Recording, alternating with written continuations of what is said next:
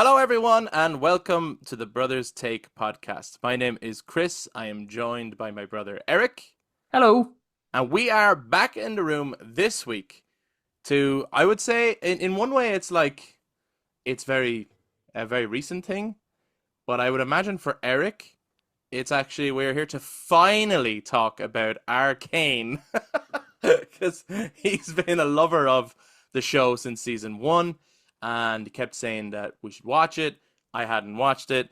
Finally watched it and prepped for season two, and then watched season two. Hmm. And now we're going to finally on this podcast talk about Arcane, and it's going to be interesting because it's not like we're doing a season one review and then we gotta wait for season two, and then we do a season two review and we gotta wait for season three. This is actually a review of the whole show because this is it, 2 seasons, and that's it. That's Arcane. Yes. Yeah. um, I think you were saying as well, Eric, that you would rather we just did spoilers, right? Right, because it's been out long enough, I'd say, and I'd say there was because of the fact that they always did it as even with season one, they did their act one, their act two, their act three. I'd say there was already spoiler talks about act one for season two and act two for season two Yeah, and act yeah, yeah. yeah. So I think So I think I think we well, then that's your spoiler warning, folks. We are going to be doing spoilers for all of Arcane season one and season two, giving our thoughts on the show, the characters, the highlights, whatever we think about it. And as always, we want to hear from you guys too. If you guys are watching us on YouTube, make sure you jump down into the comments to share your thoughts on Arcane or anything that we bring up in this week's episode. And if you enjoy this episode, why not give us a thumbs up, hit subscribe, and ring the notification bell for all future episodes. And to those of you listeners on audio platforms, you can touch base on social media, Facebook, Instagram, and X at The Brothers Take, again, to give your take on Arcane League of Legends. I know we had actually, after the intro, before we jump into jumping into the material, there's something I want to talk about, and it springs on from last week's episode. But without further ado, let's roll the intro.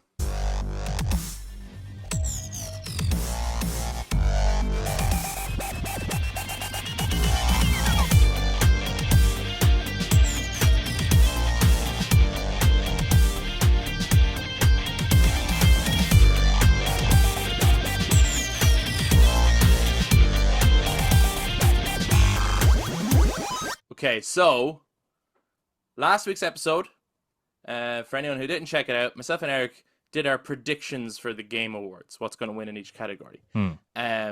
Please do check it out. Please do let us know if you think either of us are right.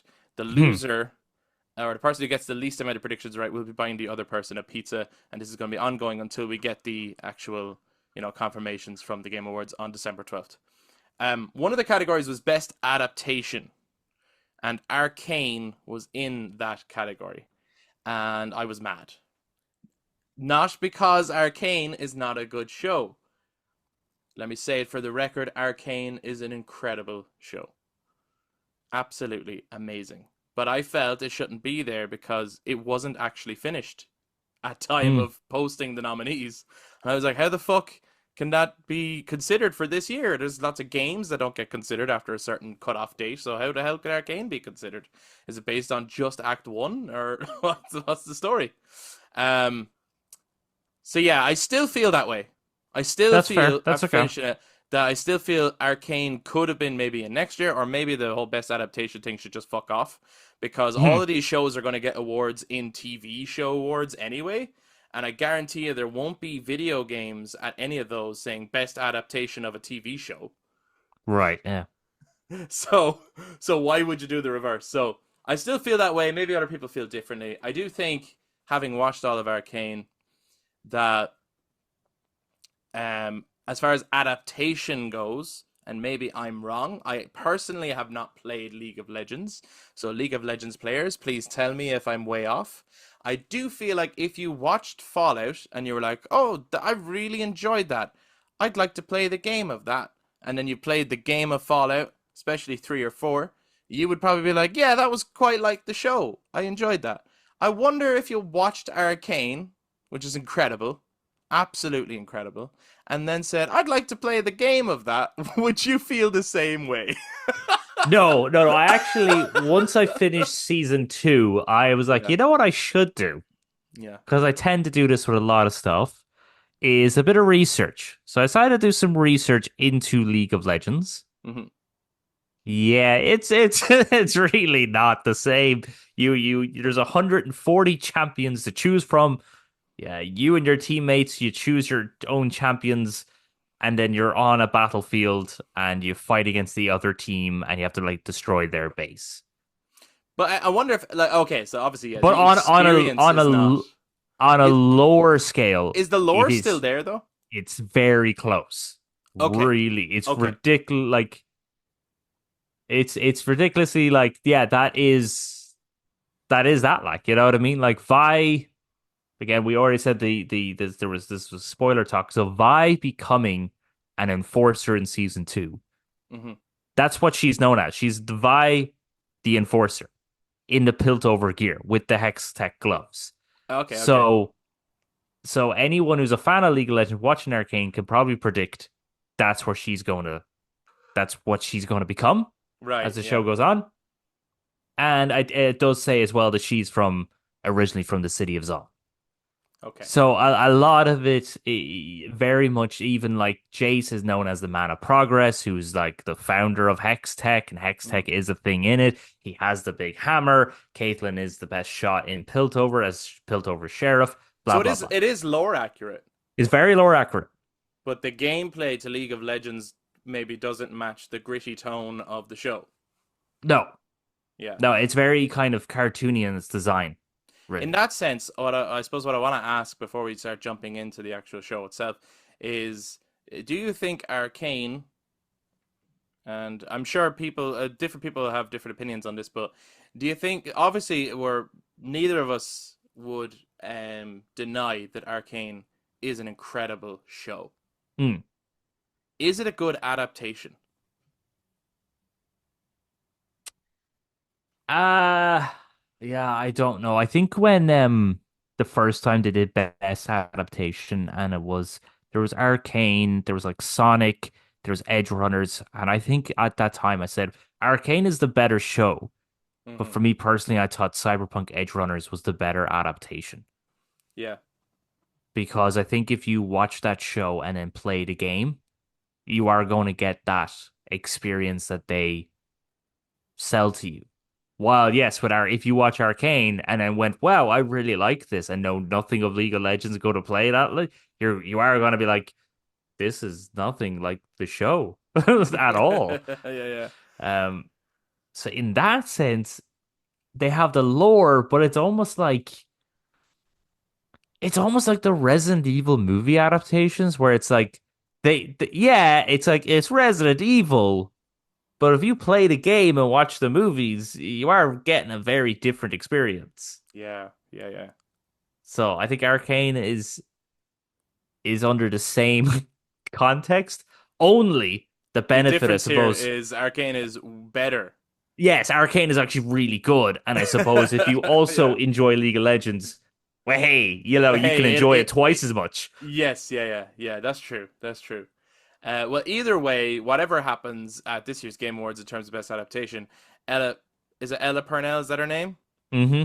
Either way, she wins. You know what I mean? Yeah. She's in both shows and she's excellent in both. That's your key to doing a good adaptation. Just cast Ella Just Purnell. cast Ella Purnell going forward. She's great. She's very good. Um, so I'd like to. I know obviously season two is fresher and people are probably, but just to break it into chunks a little bit, Hmm. I'd like us to focus on season one first.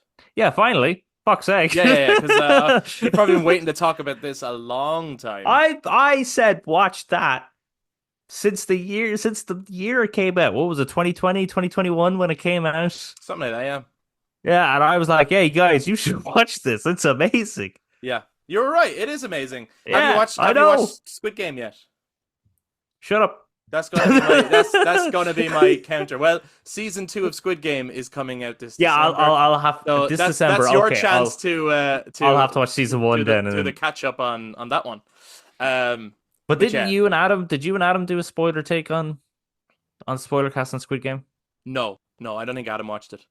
Oh, okay, so then So I will it watch. was only me, yeah. I'll watch season 1 and season 2, and in December we can Yeah, do a and we could spoiler do cast. it'll Okay. be the same thing of I Yeah, told you. Anyway. yeah. So yes, Arcane season 1. I don't know what I was expecting going in because I'd seen a little bit of the first episode way back, and I can't remember why I didn't continue it at that time. Um, but I seemed to have a different impression of what the show would be, especially tonally. And I did not realize how gritty and dark Hmm. actually the content was going to be, which really surprised me, and I really liked it about the show. Hmm. Um, there's kind of a BioShock vibe that I got from Arcane, the show. Like Zahn. Zahn is quite well. Actually, yeah. I suppose I get what you mean. Like Both. Zahn. Yeah, Zon Zahn is like is Rapture. Rapture, and then Piltover is your. Piltover is the what's the name of the place Is it in Columbia? Is that what they call it? yeah, I think so, in BioShock Infinite. Yeah. Yeah, and just the whole like Jace the mana progress type thing, and Mm. like like you start seeing like the decor on the cup and stuff that he's drinking, and it just something about it reminded me of BioShock, and also the kind of steampunky Mm. vibe of it. That and elements of Final Fantasy. I was kind of like, this would make a great Final Fantasy. Like this, it really would. Like the setting of it, the steampunkness of it, the magic and science aspect. Mm. Trying to replicate magic using science is often the plot of Final Fantasy, and then it going terribly wrong and all that kind of stuff.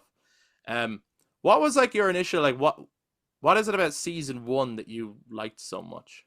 Uh, well, first off, let's go with animation. Yes. I mean, the animation. I remember. I think the point that made me go, "Holy shit, this animation is incredible," was in episode 3 when Vi is gets Vander's gloves and she's going to take on all of Silco's guys on that bridge. Yeah. And just the fluidity of how real her movement looked, Hmm. that I was like, holy shit, this is really solid like animation. Obviously it is very pretty animation style, but to make it look so realistic in her movements is fucking impressive. Um, but it's I think it's the start. It's the Powder singing her song, walking across the bridge, all the people being dead, Vander punching, blah blah blah, like that. And then I actually don't mind the opening. I know you're not the biggest fan of the opening song, like the Not personally, no, but yeah. no, but I actually I quite liked it, and I liked the kind of stone work and everything like that they do Mm, in it. I thought that, and then it building from that. And I when I was watching season 1, I was watching it in its 3 chunks. So when yeah, I got to yeah. the end of episode 3 and I had to wait a week to get the next batch, I was like, oh my God, what the fuck? Like it's a thing that's there is humor and there's character. Like you really get everybody. Like the Milo and Vi Powder, yeah, you get their camaraderie and the way they are friends from even just that opening segment of them going across the roofs. Hmm. You know what I mean? And then getting in and all that stuff. And then in season 2, we then see that same heist sequence from someone else's perspective. And we get a lot about Jace's character as well from that situation. So I think it was just really well written, well directed, and very kind of sincere. No one, for the entirety of the show, season 1 and season 2, and all the episodes, no one ever thinks that anything they're dealing with is stupid. They Hmm. might not quite understand it, Hmm. but no one thinks that this is stupid. Like mentioning Hextech is not some ridiculous, isn't that name so silly? Which quite often we get in a lot of things nowadays, where people just treat it like, isn't this name silly? Or when a villain tries to do a monologue and it's like, Yeah, it's like what? I can't hear you. they tried to get the audience on board by going, right, we're going to do this thing. It is kind of tropey. Let's acknowledge that it's tropey. Like let's be the audience for a second and let's laugh together. Yeah, And yeah. sometimes that's their way of getting people in. And I know what you're saying. I hate it. Some people love it. They genuinely do love it. They Mm, love that it's like, oh, you're pointing out exactly what I was thinking. But I'm never thinking that because I'm actually looking for the escape into Yeah, fantasy. And yeah, I like when it's, as you're saying, sincere, believable, that it's grounded within its own world. Nobody in that world is going, wait a minute, what? Like, that's crazy or anything. Like, yeah, they're very much existing in the world. yeah. At no point do they try to push you out of the world. Yeah. It's always just this is the world, this is the rules, and that to me personally, that makes me connect with the characters more. So when you see Powder's journey in the first three episodes, and then where she is, and like you really feel for her because at no point is anything stupid or silly. Hmm. So you really feel for the character of Powder, who then becomes Jinx, and you feel for Vi, and you feel for Caitlyn and Jason, and even Victor. Victor's kind of struggle throughout season one is so great, but at no point does anyone like laugh it off, and no point is it ever a joke, because it's a it's a serious condition he's going through.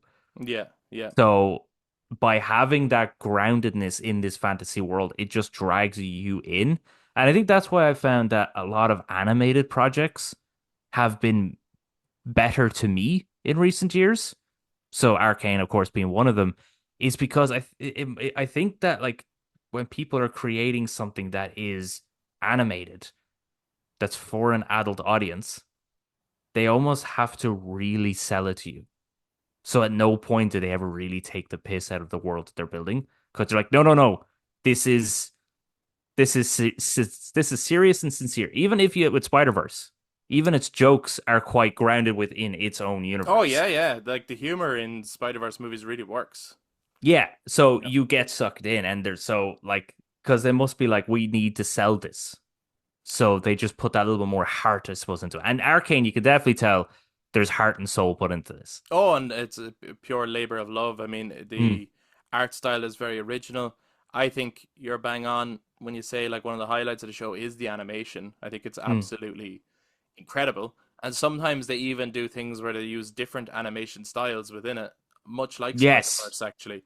And they also nearly every episode they throw in a music video basically, Yeah. and it's usually like a sequence and a highlight, and like there's a huge range of music, and maybe more so in season two. It's a little bit more varied than season one, Mm, but like ranging from like very folky kind of music to kind of techno music to rap to mm, moments of metal. Like there's a huge eclectic taste here, and it always seems to suit the either the character or the moment or whatever is mm. happening.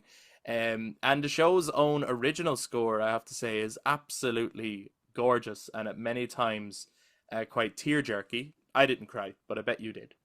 I feel pretty confident that you probably did. Um, and I mean that in a good way. That's not a bad Mm, thing.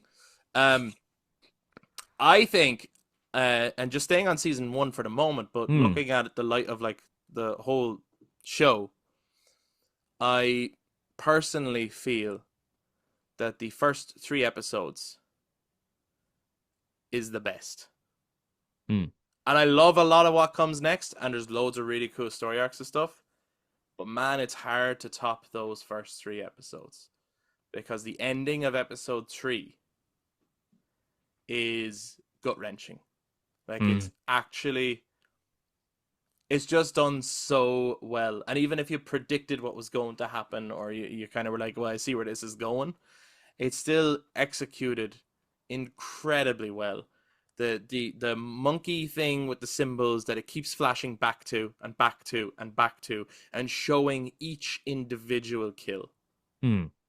and her celebrating that she finally helped. It finally worked. I helped. I did it. I did it.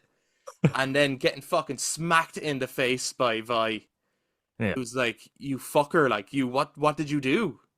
Mm. The emotion of that scene and the way it was directed and the way it was animated, the way it was shot, the music, all of it.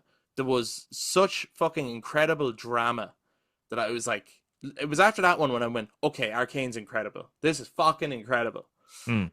And then for me, the rest of season one was like a really good animated show, but not it never quite reached the heights of those first three episodes. I don't think Mm. emotionally, and maybe I don't know. Maybe it's like maybe I just felt for Powder a little bit more than I did for Jinx. Right. Um, but she is an incredibly interesting character. She's great. Her relationship with Silco is wonderful. It's great. It's messed up, Yeah, but you also feel for it and everything. But they probably had to go really strong with the first three episodes because it was the first three episodes that were going to be shown. right. It's It the wasn't proof of something you concept. yeah, We need you in on this. yeah. So it's essentially it's those three episodes are the pilot episode. Yeah. You know what I mean? We need you to be on board, which is probably why they hit very as hard as they do. But yeah, like that moment where like you know something bad is going to happen, especially if you watch the trailer because you know that Vi and Powder, who then Oh, becomes Jinx. I knew That, nothing, well, okay, that's great that you do which nothing. was But if you great watch the because I didn't trailer, watch trailers or anything like that, so I knew if you've nothing. seen the trailers, you know that they had to separate. So at some point, you know they have to separate. But it's still, and the fact that you didn't see anything and you still knew, okay, well, this is going to go wrong. It has to. It has to. Yeah, it's the whole framing of the scene is basically Mm. telling you that this is not going to end well. Which is like some people like really when it comes to like cliches, which is it is kind of a cliche.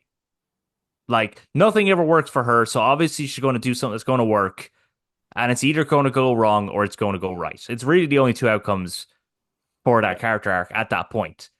And both options are cliches, and people treat cliches like taboo, like you really should stay away from them. It's like actually, it just depends on how you do them. And like I think this, as well if you stay true to the emotion, if you stay true to the character, mm, it works. Whereas if you try force the cliches when it doesn't work, like let yeah, it happen naturally. I kind of felt watching the show that some of the writing reminded me a lot of, and I mean this in a high compliment. It reminded me a lot of Avengers: Infinity War, right, where okay, it's like the characters end up where they're supposed to end up, and it's just there is no. It's like yeah, of course Thanos is going to do that because he has the thing. Like right, yeah, so yeah, that's going to have to happen whether we want it to or not. It has to yeah. happen. Okay, so it's like that. It's like Powder has the blue stone. She really wants to help. Okay, so she's going to throw it in. It's just going to have to blow everyone up, isn't it? It's going to have Yeah. to. Like this, we can't avoid it. It's what has to happen, and it's important for the story, and the characters have to die for her to feel the way she feels. Mm. Um, something has to happen for Vi and Powder to kind of split off, obviously. Um, and it has to happen in a way that feels natural, but that there's still emotional stakes afterwards. We have to feel like we have to like Jinx. Mm. And if Jinx just started off as Jinx, but we got flashbacks later of when she used to be nice, I don't think it would be as effective. Whereas No. with the way they did it, it was like every time you're looking at Jinx, you're like, but deep down inside is Powder, and we know it. And she was a sweet little girl, and she really wanted to help all the time, and she never meant to fuck up, and she never meant to be just a Jinx, and she never meant to be all these things. And so that's why you believe Vi when she's like, there's good in her, and I want to Mm. bring it out. It's like, yeah, because I know we've seen it. We saw the Mm. good as well. So I just Do think you it's know who voices wonderful writing. their two childhood friends? I do not. Well, one of them sounded very familiar to me. One of them sounded like, what's the name of that guy from Kingsglaive? Final Fantasy 15 Kingsglaive. No, I know which film you're talking about, but now I'm lost. So it's not him then, obviously. No, no. So, the guy who keeps referring to her as Jinx, who I think his name is Milo, Milo, yeah. he's Yuri Lowenthal, Oh, okay, okay. Hey, and then Spidey. I can never remember the name of the guy with the goggles. I can never remember his name, but What's his name that again? I do believe is Roger Craig Smith, Get out of here. who you would know as Batman. So got Spider-Man and Batman. Nice. And then, well, she becomes the Joker, basically. She becomes a Joker. Because even at the end with the whole, and look, like we said, spoilers for the whole thing, but in the season finale of season one, with the whole, like, having the paint everywhere and the chairs and you must choose who am I? Am I Powder? Am I Jinx? Kind of thing. It felt very much a Joker, death of the family situation. That reminded me of Joker and like Jason Todd, Red Hood type thing. Yeah, That yeah. very much reminded me of a Batman story moment. Mm. Well, the whole thing is very much that dark kind of gritty crime sort of story. It's kind of one of the things I love as well about Arcane season one is everyone has their own plot points, but it's Yeah. all culminating in the same direction. Yeah, yeah, yeah. You know what I mean? Which I really like. It's like you got Jace wanting to take all the hex tech, but eventually it culminates into we may have to make hex tech as weapons to defeat Zon because they're doing something really bad down there and blah blah blah. And then Vi having to come to the surface because again it's altered. And everything is culminating to Jinx and Silco. Everyone's paths have to come into them. And so it's really well written to try to rope everyone into it. The only thing I felt with season one, especially the first time watching it, and having no season two, was Victor's story was the one that felt the most out of place. Yeah, it felt like It felt like they needed a name. They needed a reason to call it Arcane. So it's like, right. It felt like we're gonna get there eventually. We're not there yet. yeah, yeah. You know, it was kind of like and certainly not in quality, but it was kind of like the first Mortal Kombat movie. You know, where like as in the newer one, Right, okay. where it's kind of like there's no tournament. What the fuck? All right. I suppose we better kind of have a quick tournament at the very end of this movie. Otherwise, it's not really Mortal Kombat, is it? So we'll just squeeze that in. Yeah, It's kind yeah. of like, but we're getting to that. We're trying to get to that sort of thing. Um, I really liked. Speaking of Victor, I really liked the scene where he, when he first kind of meets Jace, but he saves Jace. Actually, Jace was going Mm, to, take his own life, and Victor saves him and believes in him. Now, in truth, and this was another. This is a section actually where, I would say it didn't go the cliche direction. I, in that moment, watching it again, knowing nothing about what comes, mm. Yeah, was yeah. like, well, I don't trust him. He's got some devious plot, you know. He's trying to use him, and I genuinely didn't have a devious plot. He No, no, he was a really genuinely good guy. wanted to help Jace, and genuinely believed in Hextech, and genuinely believed it could change people's lives. Because I Mm. was immediately like, oh, he's got an evil plan for sure, you know. He's even got like the walking stick thing, like a classic Bond villain or something, you know. And and I was wrong, and I was kind of happy to be wrong. I was actually, and I quite liked their relationship as it went on, Mm. especially when people started paying attention to Jace a lot and giving him a lot of, and he wasn't purposefully becoming an asshole, but you could kind of see how he was kept getting put into these situations, and it did make him look bad, and Victor was kind of getting left behind a little bit, Mm. and I thought it was very, yeah, very well done in that regard. Yeah, I also love the scene when he can finally run. I like see that's one of the things I love about the even the opening credits is that it's foreshadowing what's to come in the show, Hmm. but when you first see it, you have no context until it actually finally happens. Yes, yeah, yeah, yeah. I really love that how it's done. But yeah, I loved Victor's character. Obviously, when he says his name Victor in the show, we're like they're saying that like we should know who it is, but obviously we're not League of Legends fans. But Right, Victor, and I'm sure like League of Legends fans must have been like, "That's Victor," because I think like, if I'm not mistaken, there's an appearance of him in season two that I think is more like the game. his appearance in season two is a little bit closer. Yeah, Victor does So that not would look be the human Victor at that all. people would know. Yes. So, um, I think in that sense, people were probably just interested in like, I wonder when's he going to become the Victor that we know. You know what Yeah. I mean? Like that, Mm. it's sort of like very much an origin story for the characters, Mm. in this show. I kept laughing at little Heimerdinger. Is that his name? Cecil B. Heimendinger is his name. Yeah, yeah. He's hilarious. He very much. I think the inclusion of him made me think of Final Fantasy a lot. He looks Right. like a Yeah. little Final Fantasy character, particularly like a Final Fantasy 9 character or something. Yeah. Um, and I laughed a lot. I can't remember which season it's in, but he runs around in stealth with a little hood on and everything. And Oh, that's season two. Yeah, yeah. It's yeah, like it looks it's episode two, hilarious. season two. Because I just Yeah, it looks hilarious. Um, so he's another like interesting character. I liked, like I actually felt for him in the scene where Jace was suggesting that maybe he's been on the council for too long, and that we Mm. should suggest that he retires because he's getting in the way of progress. Oh yeah, yeah, You know? I felt for him too. It's like the guy, the little guy, he's so cute. He was so helpful and Yeah. happy and everything. And you can't help but feel like he's probably right.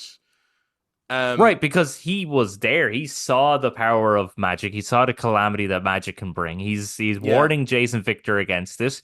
And then the desperation that, like, I loved when he was like, "Oh, there's plenty of time," and like I loved the bit when Jace was like, "We don't have time. Like Yes. you have time, but we don't." And that whole like dynamic of seeing the world differently based on your mortality, Hmm. like to be human, and like the most precious commodity that we have is time. Hmm. Time is a wonderful thing because things only get done because there is a time limit. Hmm. And if you didn't have a time limit, you just wouldn't get shit done because you'd be like, I could do it anytime. So I will True. Yeah, never. we So but I will never the do it. minute the minute you're given that assignment where it's like, oh, that's not due for a couple of weeks, you go, oh, grand, then I fucking won't do that now. Yeah, but if it's like you have a presentation to do tomorrow, I better work my ass off and get that Hmm. presentation done. So it's like Hmm. time is like so important. So I just thought it was so interesting the emotional weight in that where Heimerdinger would be like, we have all the time in the world so Yeah. let's not rush this. And he's in one way he's right because he's like, this could be dangerous if we rush it. Yes. But I liked Jace's desperation of I don't have time. And Yeah, but also I especially want to because see it in my life. yes, and also because I think at that point as well is when Victor is Growing ill, like growing ill and desperately ill. dying. So even Jace's desperation is born not just for himself, but also for his best friend Victor. That it's Yeah, like, who he but felt he had neglected. So there was a feeling yeah. of guilt there too, of like I've got too into this politics thing and I've lost sight of what's really going on. Mm, Um, there's kind of, I would say, obviously there's lots of characters, but I would say there's three main story arcs in season one. right. One of them being the relationship between Vi and Jinx, Right. and that's all wrapped up with Silco and Vander and all of that stuff. Mm, The other one being Jace and Victor and the Man of right. Progress and all that stuff. And then the other one, even though it includes Vi, would be Kiriman, I think. I think she's the third kind of key character with a story arc and, the whole breaking Mm, Vi out of prison. And then for her, it's like learning the difference between Piltover and Zon. mm. Um, what do you think of, what is her first name? Caitlin. Caitlin. What do you think of Caitlin? I always just call her Kiriman. What do you think of Caitlin? I really liked. I know I'm gonna sound like a broken record. I pretty much in season one like every single character. So Mm-hmm. like I do like Caitlin and that idea of her. We'll almost use her now to see the new Zon. So we saw Zon, we saw the underbelly when it was Vander in charge. And now through Caitlyn, who is completely oblivious to how the Undercity is, she just knows what Piltover's like. And through her, we now get to see the new Zon, a really fucked up, chem-filled, shimmer-filled, like a Gotham essentially. Yeah, So with we go Silco now the criminal overlord of. right. He's the Falcone of fucking Yeah, yeah, of it, and yeah, like, but she was coming from Metropolis, but also she has that rebellion streak yeah. because she's expected to be all prim and proper, and she doesn't want to do that. She wants to do the right thing, um, so which is a again, it's a cliche, the rebellious daughter, I suppose, Mm-hmm. who is the daughter of like a higher politician person, but then it's still just tackled so well because of how she's integrated into the story and the purpose that she serves in the story. For me, she's one of the weaker elements of season one. Um, but I could be an outlier there. I think she's performed incredibly well, written largely well, animated well, all that stuff. But for me, the her being introduced to Zon and being so surprised by it all when we've already seen Zon just Right. didn't work for me. I didn't feel like we were actually seeing it through her eyes at all. Oh, okay. I felt like we were Vi in that situation, and we were bringing Caitlyn up to date, as opposed to we were Caitlyn being brought. And I did think there was another way they could have done that. Vi has been in prison for a long time. Right. So she shouldn't really know what it looks like. I felt like she could have been like, what has happened to my home? And Hmm. that would have been a more emotional, like we're already connected to her. We're seeing Zon after changing since she got out of prison, and since she, like, what all the stuff that has happened since she, Hmm. parted ways with Powder and everything. And Kierman being an enforcer, I felt could be more aware of what's going on in Zon. And I actually thought it could have been the other way around. Just like, oh, hadn't you heard? Right. This guy Silco took over, shimmers everywhere. Zon is a shithole. Hmm. And the tension could have been more like, that's my home you're talking about, and all, and Right. Yeah. I felt like it could have been the other way around, rather than the I thought that was the only cliche that didn't work for me, which was the street thug character showing the prim and proper person, the underworld, and it's Hmm. like, oh, can you do this, and doing backflips and all, and then going, yes, I can. It's just kind of like, all right, this part's a bit Disney. It's a bit, I feel like I've seen this before, and going against what we said earlier, where sometimes cliche is the right way to go. This time I was like, I don't really like the retreading of this story, to be honest. Okay. I Fair think enough. Fair that's enough. where I fell off a little bit, in terms of, like, still amazing show. But I Hmm. was like, this writing here does, and it became kind of a core of the show at that point, their relationship. And I was like, Yeah. this does not feel as strong as those initial few episodes. I didn't think. Okay. Um, but I feel free to destroy me in the comments and everything, because everyone's gonna be like, Caitlyn's the best. Fuck you. She is a cool shot, though. She is a cool shot. Very Who's good shot.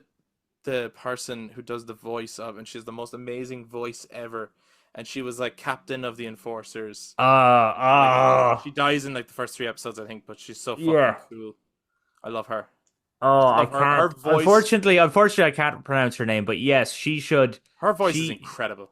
she is to me like if you couldn't get Morgan Freeman, you get her. Like Her because it's voice just is just so her unique just and so incredible. powerful. Yeah, It's yeah, awesome. She can she's literally play great. anyone. And you're just like, yeah. Can someone please tell us her name? She has such It's like command with her Shara. voice, or something like that. Yeah, yeah. I'm not gonna try it because I'll just butcher the pronunciation. Yeah. When I heard her voice, I was like, that's brilliant. I also That's like I she's really really great. loved the character of Marcus. I thought he was a really good character. I thought his Hmm. dilemma of, like, when he goes home and Silco is playing with his daughter. And I love Silco. I like. I fucking love Silco. He's Silco's a good great. character. He's voice acted well. Yeah. He's a good villain who then you start to kind of like, and you're kind of not sure. And at first you would think he's just manipulating Jinx, but then it becomes very clear that he actually loves her. Hmm. Like, like, even when he then tells her that he wasn't gonna give her up, Yeah. and you're like, wow, this was real. Like, he wasn't like just using her as a tool, and everyone else kind of wanted to give her up because she's causing such trouble, but he had grown to love her. Hmm. And I But loved yes. the flashbacks with him and Vander, where Vander was drowning him, and the whole knife thing, and when they repeated that, like, that whole sequence was fucking incredible. Yeah. So like I think for me, like Silco is just brilliant in every single scene. Obviously, the first time you see him in the show, you are like, well, there's your James Bond villain right Yeah, he's there. the Like he's villain, got the right? eye, right? Yeah, Yeah. And then yes, like Marcus making the deal, thinking this is what's best. But actually, his boss having to deal with Vander was a much better deal, essentially. And yeah, then it kind of flipping on its head. And yeah, you have Marcus. There's even that moment where they're in Silco's office and like Marcus, like his foot is tapping, he's real twitchy, and Silco's just like fucking spread out on the couch, like just yeah, I'll take my time. You're my little bitch, Marcus. Yeah, and then yeah, when he goes to the house as well, and he has the two it's a fucking really psychos with good him. tense scene. Yeah. I think I like, what's so clever about the show's writing is just how gray all the characters are. Mm. Actually isn't anyone who's just straight up evil. Like even later on, you get to season two, and there's the evil scientist doctor dude, and then you find out he's just trying to save his daughter actually after Oh, with all those weird Singed. sick experiments. So everyone has a human motive, Yeah. and even if they're your enemy, hey, the theme song. Um, you could still, if you get to know them, you then know where they're coming from. Yeah. But I'd love to know how it felt for you when you got to the season finale of season one and it ended on what it ended on, and you had to wait so long because I was able to hit next episode. So, Yeah, I know you so fucking I had to how, wait years. how was that for you? Like, did you in the lead up, were you like, okay, I think so and so is dead. I think this is gonna happen. I think that's gonna like. Did you have any theories? Did you think there'd time jump or like what did you think was gonna happen? Um in my head, I was just I was blown away by that ending. That whole scene and then the music and like that's another thing actually. There's so many shots in this show that are like that could be a wallpaper. And the Yeah, moment when when Jinx is walking up with the rocket launcher. Well, no, she has the minigun and she's walking up and there's the giant red moon before her. And I was just like, wow, what a shot. yeah. And then because she just killed Silco, she's really like just lost it at this She's point. unhinged at this point. She's Yeah, unhinged. She's the monster that they created, which was such a beautiful song, and they played that for the Game Awards, and I was like, "That's amazing." And then you had like the council who were voting to give Zon their independence, which I was like, "Oh and no, they're she's gonna getting ruin their it, right? she's gonna ruin it." And then the fucking rocket thing, and I was like, are they all dead?" I actually thought there was a possibility they were all dead. So I was like, so is Heimerdinger going to become like the sole council member who's left who has to try to pick up the pieces and stuff like that because everyone else was dead? Yeah, I was just because obviously I do not like nothing really of League of Legends, so I didn't know who was like a champion character and who wasn't. But I was just like, they could have just killed everyone off, and I had to wait years. And I was like, that's one of the best endings I saw. That is up there with the end of Pirates of the Caribbean 2 right. and Across the Spider-Verse, where I was Okay, like, don't end. No, keep going. What are keep you going. doing? Yeah, don't stop there. Yeah, yeah, yeah, yeah. Because like that's one hell of a fucking cliffhanger. And it's just the music was so beautiful and the timing of the whole thing. And like that moment is essentially the war between Piltover and Zon, but just put onto a smaller, more digestible scale. Yeah. And how Vi and Jinx are caught in the middle of this war. Yes. Caitlyn represents Piltover, Silka represents On, and then and I love the bit as well when she brings out the Jinx brings out the tray with the thingy on it, the head, you know, that plate cover. Oh, I don't sure. know what it's Yeah. called. Yeah, she Yeah. brings that out, and Bai is like freaking out because she's like, "Oh, I visited your girlfriend," which also was a great scene and great shot as well. Yeah. And Vi's, and I was like, oh my God, is that her head? Like, even I was with Vi. I was like, Yeah, is you that just don't her know at head? this point. You just don't know what she's going to do because she's done a lot of weird, fucked up shit at this point. Even Yeah. like And her attacks on Piltover and spray painting stuff and bombs and all that was yeah. very Joker-esque. That, yeah, at this point you're like, I don't know what she's gonna do. Yeah, No, and then when she just lifts it up and it's the cupcake with the yolk, she's like, Jesus, I'm not that crazy. That's like fucking brilliant. yeah, yeah, yeah, yeah. Before we move on to season two, which we're going to do next, Hmm. um, I wanted to mention as well. Did you know that the guy with the hoverboard and the mask was going to be Echo? Or were you surprised that it was Echo? Um, no, I figured it was gonna be that kid. I just couldn't remember the kid's name. But yeah. I figured Yeah, because it's like I've seen that was everyone else obviously grown up, somebody. so Yeah. it's got to be Echo. It is the only one left. Yeah. Yeah. Strange enough, though, when that happened and I realized, oh, we're seeing all like the young characters growing up, they've all gone their own ways and all have their own things and abilities.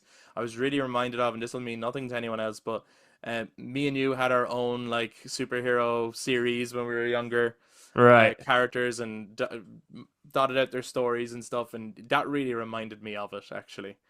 Oh, where they end up? Because yeah, Yeah, I think yeah, yeah, we like had a point in the story where there was a time jump. So that yeah, idea big where did everyone cliffhanger. end up? Yeah, Where's everyone now? And yeah. trying to re catch up with everyone. It kind of reminded me of that, so that was really cool. But let's go on to season two, which is obviously the most recent season. And Mm, again, spoilers, guys, for season two if yeah. you haven't watched it yet.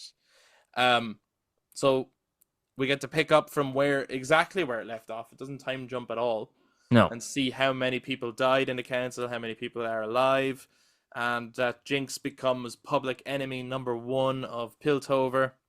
Hmm. Um, what did you think of season two as a whole? As a whole, I wasn't as big of a fan as I was with season one, Okay. mainly because I, going into this knowing this was the last season, I was like, why are you doing that? That seems silly. Mm-hmm. This is an award-winning show. People are loving it. People are digesting it. I understand the idea when they were saying we don't want to ruin the characters. I was like, that's admirable. That's great that you know not to do that. But the last time I saw a show that only had 2 seasons, the second season was really weak because you're trying to do a season two with then essentially a rushed third season at the end. Mm-hmm. And I felt this was the same. Because I remember I was able to watch 1 to 6 pretty much straight away. Okay. Um, and then I had to wait a week for the last 3 episodes. And I was like, you guys really need to make the last 3 episodes much longer because I just feel like we're not there yet. We're not there yet for our Return of the King. We're Yep. still on our Two Towers. So then they didn't really make the last 3 episodes that much longer. And Mm-hmm. I was like, you kind of, and the way it ends as well was a bit like, this feels like it ends on you got another season lined up, but I know you Right. don't, which Yeah. is a bit. So that's me personally. I felt a bit hollow at the end because I was like, where's our season 3? Give us our fucking season. Just one more season. That's all I would have asked for. 3 seasons. Brilliant. I would agree that I think the show could have done with a third season, but Mm. no more than that. Yes. I'm more of a. I'll put it this way: I'm more of a fan of it being 2 seasons than if it was going to be 10 seasons. Oh, absolutely. That would have been Because no. I will say this about Arcane: there are no filler episodes. No. Everything is crucial. Everything is moving forward. Everything is meaningful. And I'm a much bigger fan of that than a show that has longevity for the sake of longevity. Now, that being said, I would prefer a third season because I do feel like there are story arcs in this season that feel a bit rushed and that they could have spent a little bit more time on. In particular, I thought the arc of this season was going to be we need to redeem Jinx. Hmm. And they kind of do that pretty early on, actually, and I wasn't ready for her to switch. Yeah. And I know why she switches. I get like the connection with the child, who's a really cool character, Isha, Yeah. that gets introduced and has one of the best moments of the show. In fact, it comes close to that episode 3, I think. Right. I think it's Okay. built that strongly, that emotionally, that's powerful. I was like, holy shit. Yeah. This part, had they spread it out more, could have been the cliffhanger ending of this season. And we could have I been waiting for season are 3. we talking about the camp? The bit in the underground camp? I was Uh, thinking the same. Absolutely. Where she sacrifices herself, the Yeah, kid. I don't know why I was jumping around that. Yeah, we're spoiler talks. Yeah, when she Yeah, yeah. sacrificed herself, I was thinking the same. I was like, this should have been the end of the show. Because the music is incredible. The and the Yeah. flashbacks and stuff as she's running up and Mm. all of that was really really strong. But I do And the feel thing about those, actually, sorry, but the thing about those flashbacks is if they had made that episode 9, they could have put those flashbacks throughout the show then. right. Yeah, yeah, yeah. So instead of just going, here's moments that where they were happy and spent time together, you got to see it, and then you get to see her final thoughts as well as Jinx's final thoughts being those happy moments, just to really cement it. So you're like, nah, nah. So that being said, while I feel like the season is rushed and I would have preferred a season 3, And some characters' arcs changed pretty quickly or moved on kind of quickly, I thought. Mm, Um, Although I don't think anything here is as strong as those first three episodes. Still, mm. I preferred season two as a whole to season one. Okay. But that's just me. I just think I think the soundtrack was better. I think it was Right. Yeah. Yeah. incredible, actually. I just the variety of music. They went more and more into different art styles. There was way more.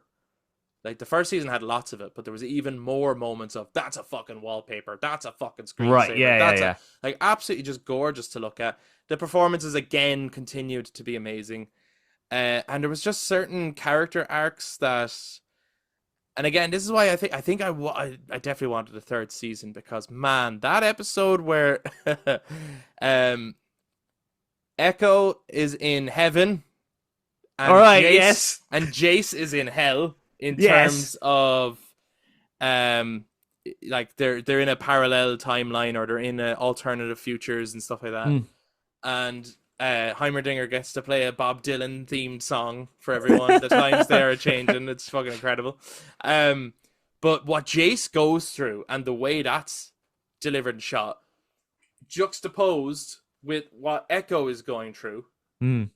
making what Jace is going through even worse. Like it's already horrible, but because you can see, because there's a lot of brightness and happiness in that episode as well, it makes it even darker and more horrible. And Mm. him down in the cave eating stuff and being stared at and can't get out, his leg is broken, scratching on the wall and all this shit, going fucking crazy, was such Mm. a fucking interesting arc for that character who seemed very vanilla up to that point, that when he comes out all bearded and damaged and crazy and wants to fucking kill Victor, Yeah. it's like, what the fuck happened to this guy? Yeah. Um, and you just have no sense of how long was he actually there. No, which I is love that. that was so cool. And I feel like that could you imagine if they did a season three and that's the episode that opens season three? Right, which it would have been, right? Because that was the episode after the Isha thing. Right. So that is so because episodes 7, 8, 9 are pretty much your season three. But So if you had if it went like her explosion cut to white, you don't know what Mm. happened, you don't know who's dead, and then when we get to season three, a couple of years later, it opens with Echo first of all happily in this world Yeah. where everything is different, and you see Jinx and everything's okay and Vised, and you're like, what the fuck, what's going on? Yeah. And then you cut to Jace going through absolute hell, but it's foreshadowing this is the threat that we're going to have to stop at the Mm. end of all of this. Yeah, I personally think that had all that been stretched out, it would have made for an incredible season three and would have given us a little bit more time then in season two to flesh out Jinx and Isha's relationship, which was very strong, but I think could have been a little bit stronger. Yeah. I Um, think they also could have used that time as well to flesh out the three characters added into this show that make up the task force that Caitlin creates, oh which I yes, yeah. felt were very like, here's these three characters. Hmm. Okay, cool. For the first three episodes, they're playing a role, and then after those three episodes, we can forget about them and not give a crap about them. Which I was like, that's really weird. It just there's something about the show that almost just feels like Riot Games and the people making this, they had more plans. But due to the expense of the show, I feel like Netflix came around and went, no, you're gonna have to end it. Like we can't keep funding this. Okay, maybe. And to make it not seem so bad that Netflix canceled a really good Well, I show, they don't. just What said, I've heard is that there's going to be spin-offs though.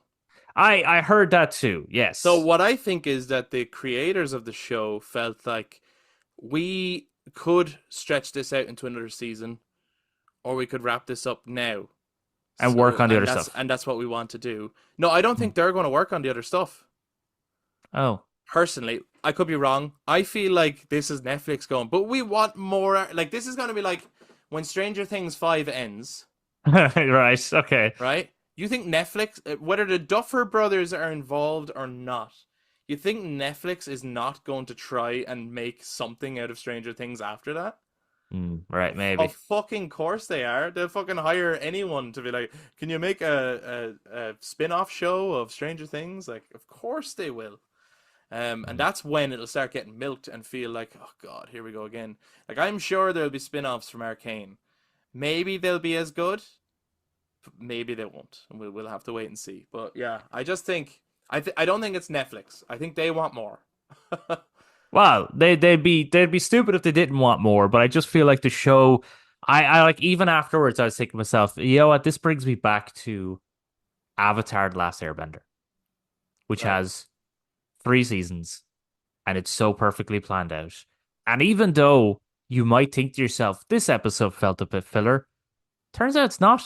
20 episodes in season one and season two, and there's like 22 episodes in season three, and actually, fuck all the episodes are filler. They're also Yeah. actually quite They important to all add character development, something. Yeah. or they bring up something that then is brought up later, or they introduce a character which is then introduced later and stuff, and it just like is such a well, and it's like there you go, like just you could have done a third season. I think it would have been better because those three characters, the guy with the shield, I don't know what his name was. He dies in the last episode, and I didn't care. The Aqua guy, the weird fish mermaid chap who never spoke for the whole show, didn't really care. No, no, no. Maddie betraying. She did take me by surprise. I will say. I was a bit surprised at her betraying them, but I was also, I suppose, surprised because if you actually probably go back and watch the show, there's no real hint that why she would really betray Hmm. Caitlyn, if that makes Which sense. is another element that feels a little bit rushed. Feels a bit rushed. Her death was fucking one of the most badass fucking things I saw. I was like, The that fight is choreography in general is so good. yes. I was like, when Mel came back, I know we're jumping to the end here. Yeah. Her actually that story arc was very rushed as well. That's another thing. It's like you could have fucking done another season of this. When Mel came back though, I was like, she is like one of the coolest Jedi's I've seen in a long time. Yeah, yeah, yeah, yeah. She became badass as fuck. And She she was already did. pretty cool in season one. Yeah. I never understood why her. There is things about season two I don't understand, and I maybe you will understand and you can tell me, right?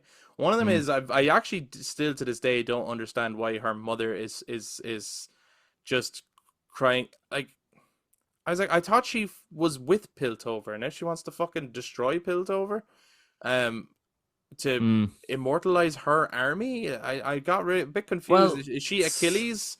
And her and the Greek army who are loyal to no one except their own glory, kind of thing, or um,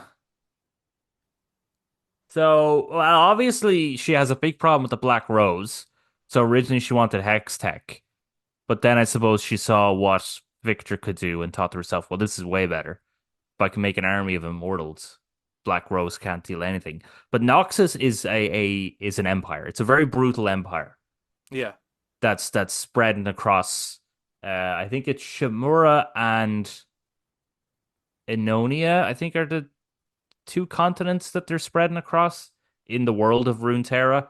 Um, but so I think that's kind of really what it is. It's that they're probably always looking for that edge of how can we make our empire better. But again, that's just like it's something that's kind of rushed. Even their unity with Victor, it's like, well, why would Victor give a shit? He just made an army of immortals. so then that's the other Oh, thing I don't understand, right? Is and look at again something that reminded me of Final Fantasy. You have to fight God at the end, but of course, yeah, yeah. I don't know what Victor was trying to do or why. Like when he was doing all the talk of if only you could see what I can see, Jace, and all this, I was like, Yeah. I one, I don't know. Did I miss it? I don't know what they're trying to stop. Well, Jace's future. Right. What? Yeah. I no. I got that Jace All knows right. what's about to happen, so we need to stop that. But I don't know what the thing is that is actually going to do that. And it was like if Victor touches the arcane thing, the anomaly thing, I was like, and then what? And what's Victor actually trying to do? I think he, in his own twisted way, is trying to stop the one because I think episode 8 is called the cycle of killing or something like that. Right. He's He's trying to kind, stop death. Right. He's trying to immortalize everyone or something.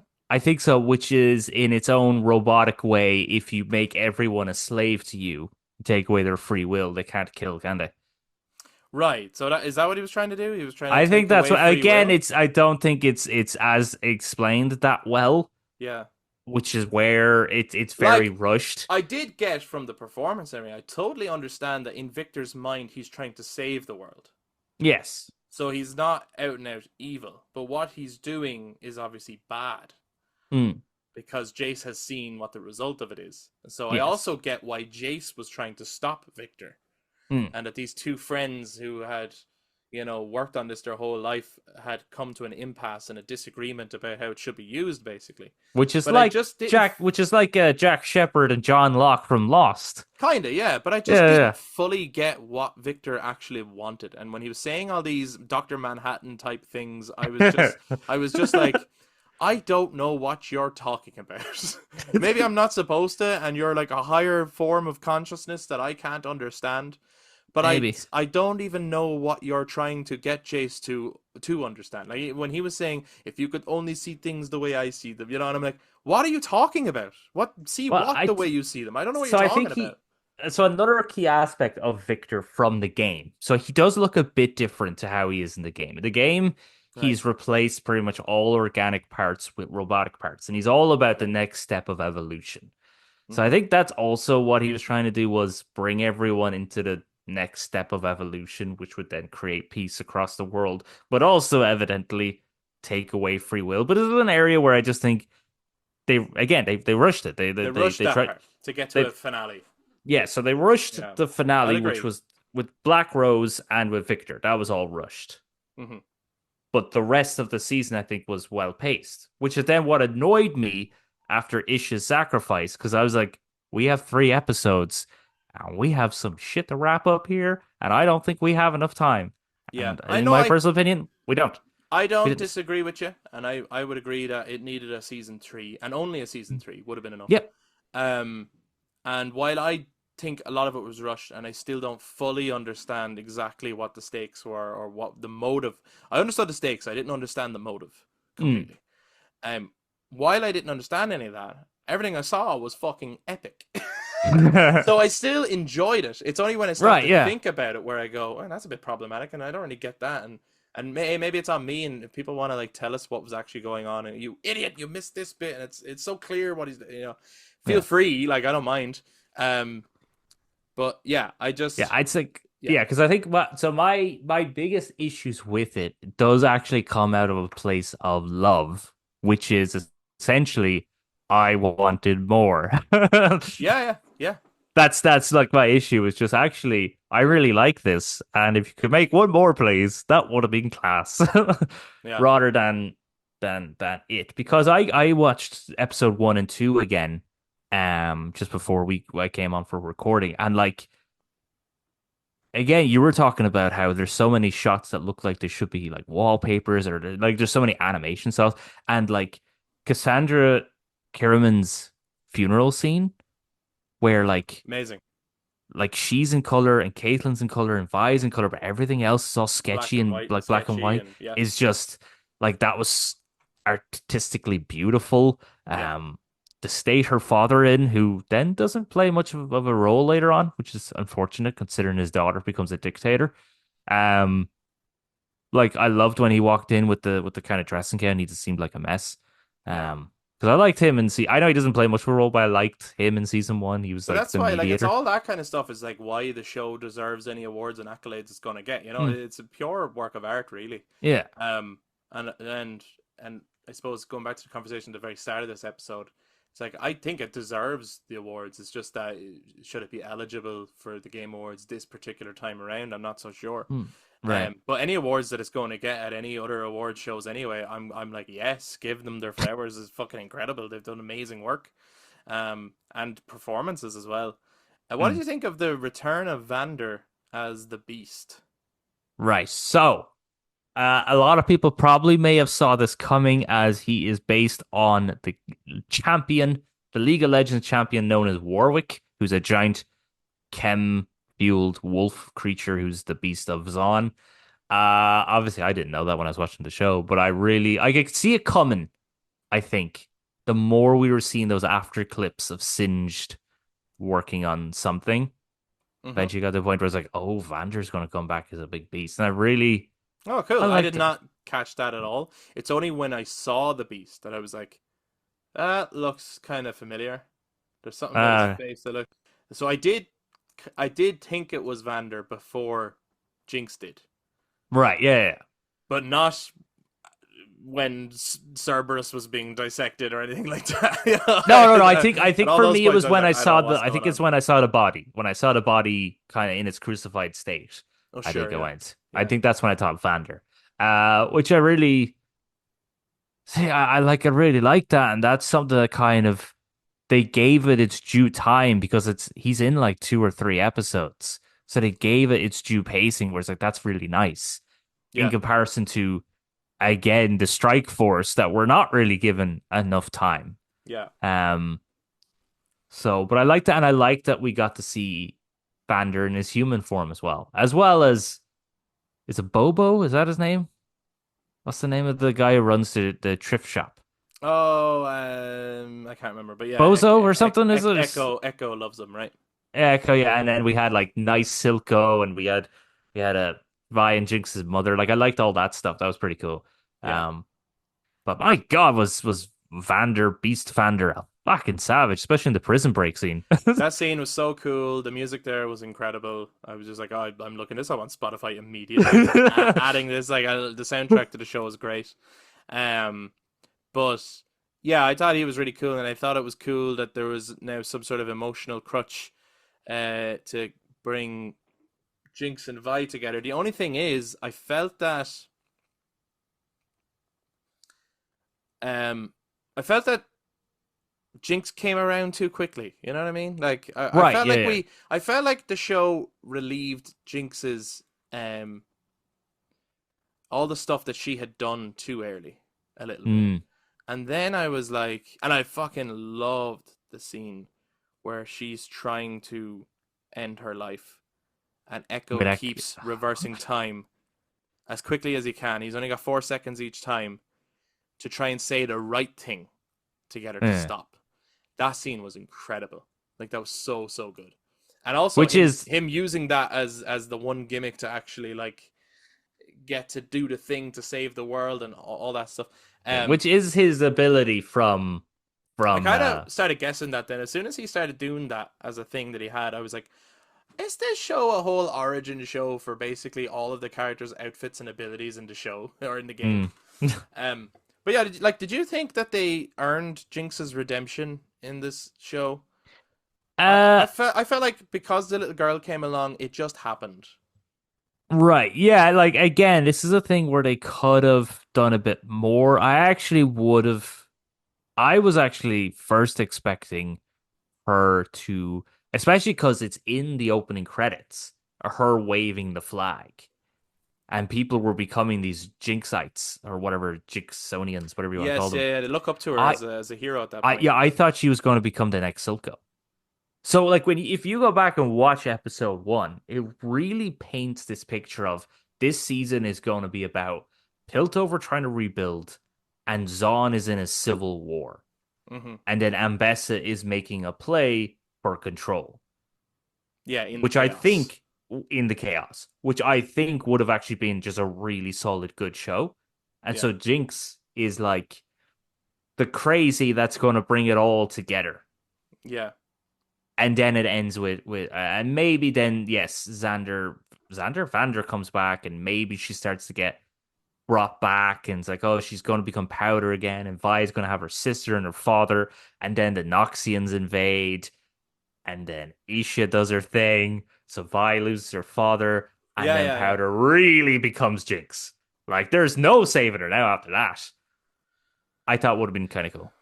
Yeah, it was curious about how it was gonna go because I was like, um, we all know as the audience that Powder's still in there, Mm, right? And we know that she's a damaged, traumatized individual. mm, But we also know there's no way that she can be forgiven for her crimes. no. So it's like, trajectory wise, the only way this can end is she dies. The Mm, question was always going to be, does she die a hero or a villain? Like, is it a case of Vi's going to have to kill her? Or does she redeem herself, but it's like a sacrifice type thing? Right, yeah. which is what they went for. I wasn't fully satisfied with her death. But did she die? I think so, yeah. I think she's dead, yeah. It Why just why don't the you think way so? the way the show ends with the ship sailing off, and then it plays a bit of her music, and then it kind of glitches to have her graffiti, and then you hear her laugh. I thought, is that them hinting Okay. that she's still She's alive? still alive? Yeah. Maybe. I kind of just thought it was just a cute homage thing to her. But yeah, maybe they're trying to say something there and leave you with a bit of a, oh, maybe she's still alive. Maybe she survived the fall. Hmm. Um, but if she didn't and if she died, I don't know if I like her death, actually. That's fair. I felt it was predictable. That was another moment that was cliche in a way that I didn't like. In fact, Hmm. I think I would have preferred if Vi sacrificed herself for Jinx. And Jinx feels like she doesn't deserve it. But maybe has to feels like she has to live on in Vi's memory now. Hmm. You know, it has to do right by Vi kind of thing. And that's actually what saves her is because the thing that ultimately made Powder into Jinx was Vi pushing her away. Right.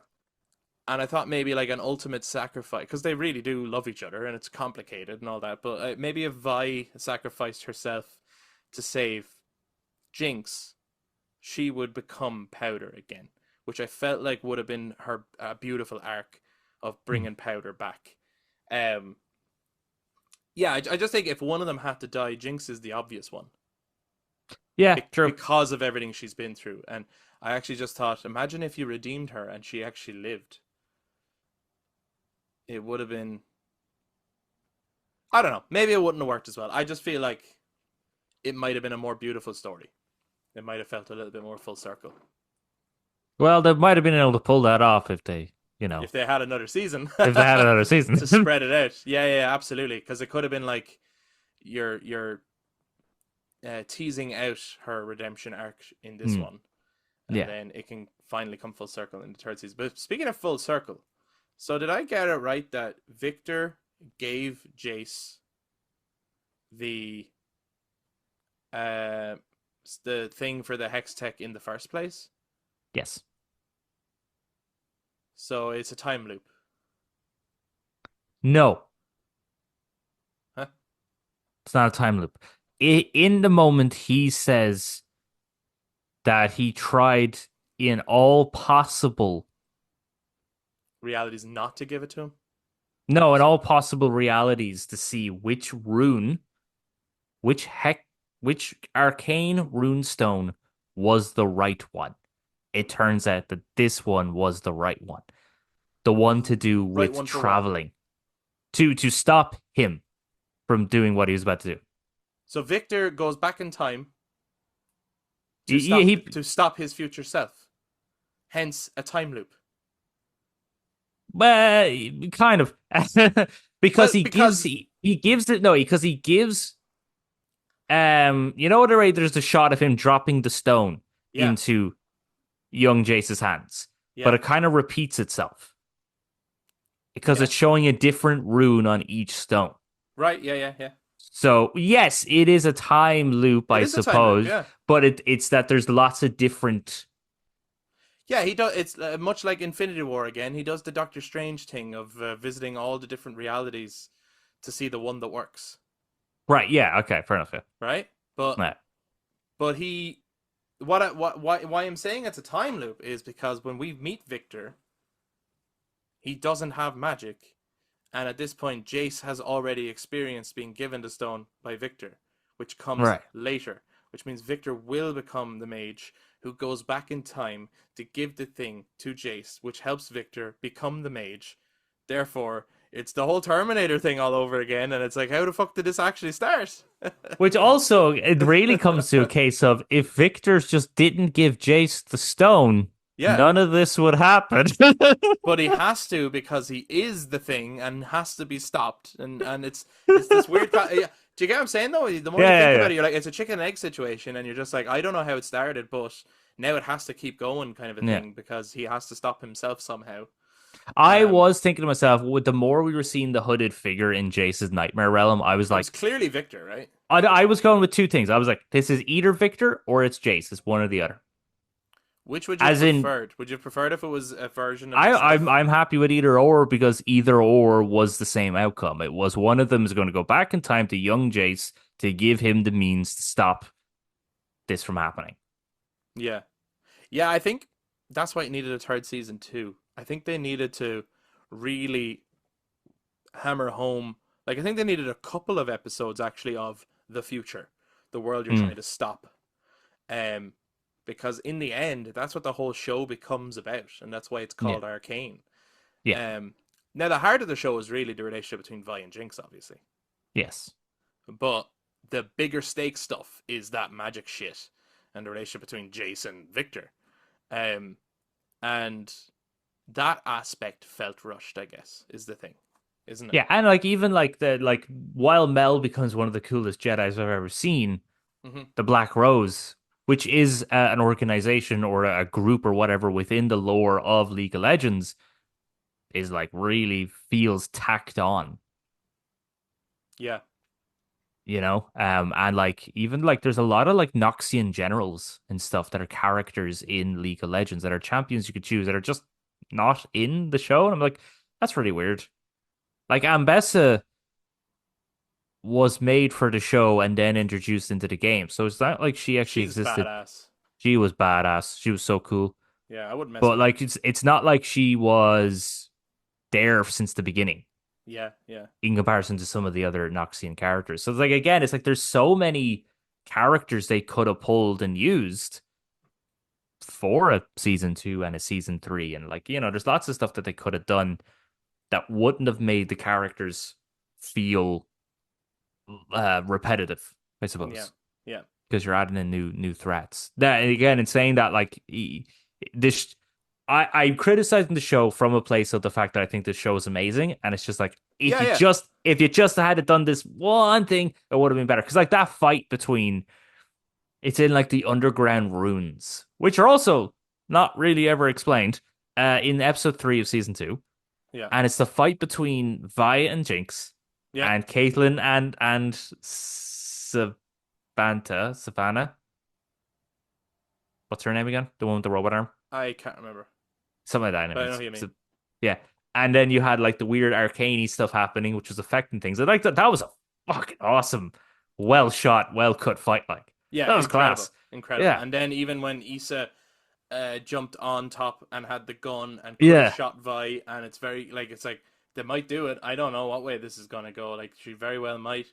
And does Jinx want her to do that? And like it was very high stakes emotions at that point too. Um, I think we're coming to the end of this week's episode. But what I Okay. want to know is, you said like your favorite thing about season one, of course, was the animation. Is it the same for season two, or is there something else as your favorite thing about season two? And maybe what's your favorite thing about the show? No, who's your Uh, favorite character? That's what I want to know. I don't know. Okay, I'll answer the first one. So yes, animation is again wonderful in this again because you had those moments that are just they look like a painting. Especially love when Victor was like magic Jesus Hmm. in the Yeah, underground, and yeah, there's like a shot of the sun ray beam on him and stuff like that, and yeah. he Because just the looked like messianic figure, I actually loved all the little the fingerprints on yeah, people from where he'd healed them. I thought it was a really cool design. I love that. Favorite character. Um, it actually kind of is Victor, to be honest, because I mean, like, Singed is another character where it's like he's interesting because he's doing anything he can to save his daughter, Oriana, who's Hmm. another character, who's another champion from League of Legends, who just didn't get spotlight. But anyway, but Victor is, I suppose Victor is him on the journey. Singed Yeah, is already there where he'll try anything, but Victor, you can see he's his getting arc. there. Yeah. You can see where he's going. It's like he's actually you don't trust him at first. I just said you don't Hmm. trust him at first. Then he's like, actually, he's a really super nice guy who really wants the best for everyone. You end up in that one scene when he's with the boat, he's fixing the boat, and he sees Sky for the first time, as a kid, and then the boat goes off, and that's when he first meets Singe, and you just pretty much get his entire character motivation there. Yeah, and just as then he becomes a messianic figure. He goes from dying to more alive than anything, and then he becomes something. Then he becomes God at the end. You know what I mean? You gotta fight God. You have to fight God at the end. So I really I like him, and I like his performance and everything. I like his character arc and his design. I think I nearly always liked his design. Yeah, he's awesome. For me, my favorite thing about season two, so the animation continues to be gorgeous, but I was particularly moved by the soundtrack. I Mm, thought the score was absolutely incredible, and not just of the featured songs. The actual score to the show itself was mm, absolutely incredible throughout, and it helped heighten a lot of the emotional sequences. Favorite character, without being boring, is Jinx.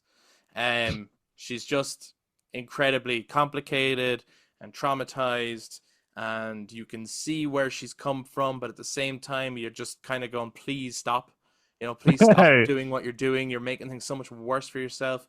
And she's just, yeah, she's a really complicated and layered character. Design wise, she's cool. Her aesthetic is cool.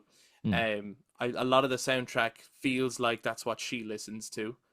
mm. So that really works aesthetically. Her purple eyes always look amazing in different things, different shots. And Ella Parnell's performance is fucking incredible. Mm. So for that reason, she'd be my favorite character. But I think all of the characters here are well written, well rounded, Yes. strong, powerful characters. But guys, we want to hear from you. Who is your favorite character in Arcane? What is your favorite thing about the show if you're a fan of the show? And do you also think that Arcane needed a season 3? Not because there's anything wrong with the show as it is, but just to make it even stronger than how strong it already is as an incredible show? Or do you feel that the pacing was perfect and 2 seasons was a beautiful way to wrap up the show? Please let us know your own thoughts, your own take on Arcane League of Legends. If you guys are watching us on YouTube, make sure you jump down in the comments to share your thoughts. If you enjoyed this episode, please give us a thumbs up, hit subscribe, ring the notification bell for all future content. And to those who listen to us on audio platforms, you can touch base on social media, Facebook, Instagram, and X at The Brothers Take, again, to give your take on Arcane League of Legends. This was the only way the Brothers Take would talk about League of Legends. To be Yes. honest. But yeah, guys, that'll do it for this week's episode. We'd love to hear from you. Thank you very much for checking it out. We'll see you guys next time. Bye Bye bye. bye.